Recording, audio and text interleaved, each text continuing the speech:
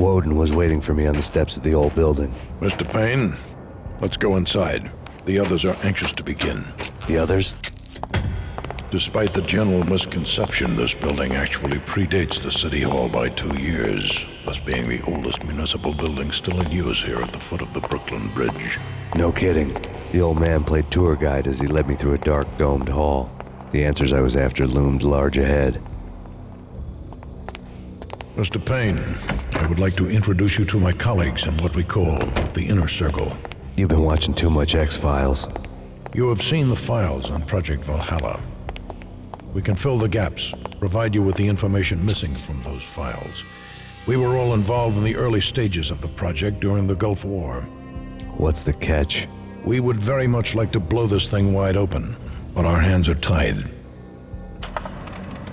Her name is Nicole Horn. She was the key figure in Project Valhalla.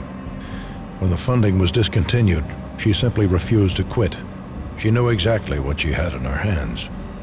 Nicole Horn is the president of Acer Corporation.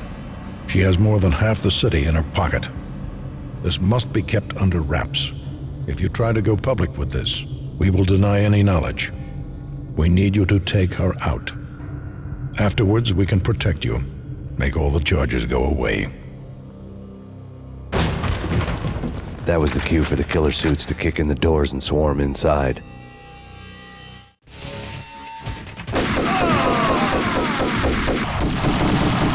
It was an impressive floor show, but I decided to leave early anyway. It was only a one-story fall. Lucky me. One of the monitors showed what was left of the Inner Circle. On screen, the so-called corpse of Alfred Woden stood up, miraculously waking from his dirt nap, looking smug among his dead pals. In the land of the blind, the one-eyed man is king. I didn't know how he'd pulled it off, but it was a pretty slick way to get out of all his promises. Most of what he had said fit too well to be a load of crap. And what is your answer to those saying that he is actually providing a service long overdue to the city? This crusade nonsense has gone too far. He's out of control. It must stop. He will be stopped. That was Deputy Chief Jim Bravura from the New York City Police Department. A videotape lay on the desk. Nicole Horn had blackmailed the Inner Circle into silence. The tape came with a curt extortion note on a piece of expensive paper. I remembered Candy Dawn taping her clients in action on the side, selling the tapes to the highest bidder. I was sure that kinky sex was nowhere near Alfred Woden's worst sin. But I had a feeling that when this was over, any collateral would come in handy. Woden had left me a present. Woden had taken care of my mission preps with military precision. The critical areas in the Acer Corporation headquarters blueprints were circled in red.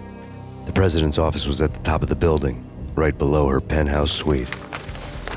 The elevators were controlled by a security computer, part of the mainframe located underground below the building. The high-rise was sealed as tight as a sci-fi fortress.